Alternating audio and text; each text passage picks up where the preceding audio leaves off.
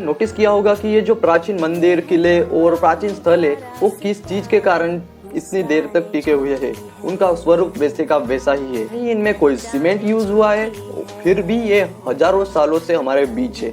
आखिर इसका कारण क्या है? इसका जवाब हमें भारत के एक प्राचीन ग्रंथ में मिलता है। उससे पहले हम जानते हैं आज की बिल्डिंग्स, घर और रोड कैसे बनाए जाते हैं।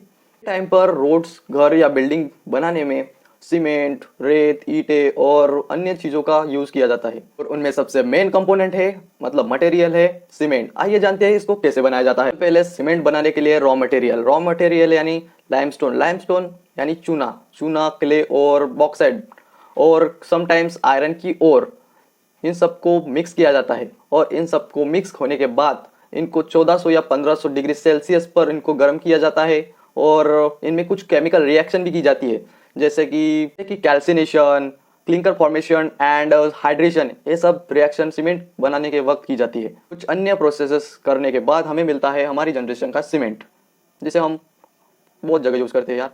इस सीमेंट की लाइफ लगभग 100 साल की होती है, लेकिन ये सीमेंट 30-40 साल में ही अपने नखरे दिखाना शुरू कर देता है। ये प्राचीन मंदिर और ये प्राचीन स्थल, पुतले वैसे की वैसे ही दिखते हैं। हालांकि इनमें कोई पार्ट बह गया होगा, लेकिन उनका स्वरूप वैसे का वैसा ही दिखता है। ना इनमें कोई गड़बड़ दिखती है, ना कोई पुराने जमाने के जो है। पुराने जमाने में घपलेबाजी नहीं होती थी। के टाइम पर हम ऐसी कोई चीज बनाने की सोचे जिसमें हमारा आधुनिक सीमेंट यूज किया हो, तो हम ऐसी चीज बना ही नहीं सकते, क्योंकि हमारा सीमेंट जो बड़े बड़े पत्थरों का भार झेल ही नहीं सकता। गुंडा बनेगा रे।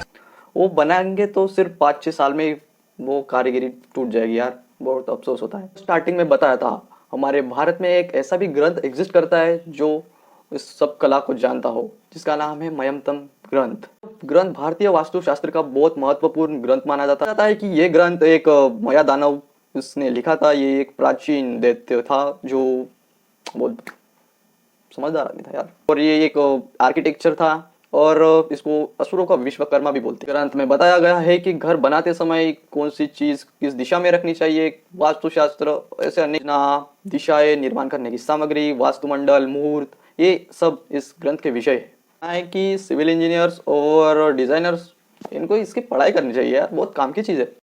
माना जाता है इस ग्रंथ को संस्कृत लैंग्वेज में लिखा गया है और यह ग्रंथ इंडिया के साउथ स्टेट्स में, खासकर तमिलनाडु में ज़्यादातर यूज़ किया गया है। अब बात करते हैं मेन टॉपिक की। इस ग्रंथ में पत्थर जोड़ने के लिए कोई आधुनिक सीमेंट बताया गया नहीं है, बल्कि प्राकृतिक मिश्रण बताए गए हैं, जिसका उपयोग पत्थर जोड़ने के लिए हम उस जमाने में लोग यूज़ करते थे। पहले मिश्रण बनाने के लिए चूने को बार बार पानी में डुबोकर उसका पेस्ट तैयार किया जाता था। फिर उसमें जली हुई ईंटों का पाउडर मिक्स किया जाता था, जिससे वो जो मिश्रण है बहुत मजबूत बनता था। उस मिश्रण में गुड़, उड़द की दाल का लेप, बेल का गूदा, गोंद और कभी कभी गाय का गोबर भी डाला जाता था, जिससे कि मिश्रण नमी से दूर रहे और काफी मजबूत बने। और किलो को बनाने के लिए सबसे पहले पत्थर को साफ और सेम साइज का किया जाता था। फिर उसमें वो मिश्रण को लेप की तरह लगाते थे।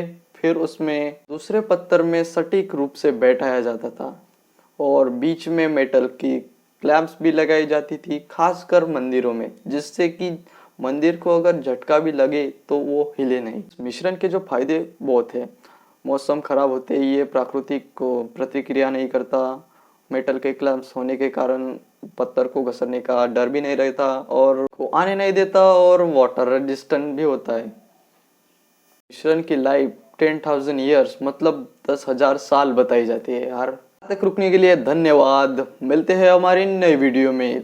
अगर वीडियो जरा सी भी अच्छी लगे हो तो लाइक कीजिए और चैनल को सब्सक्राइब कीजिए, कर देना यार।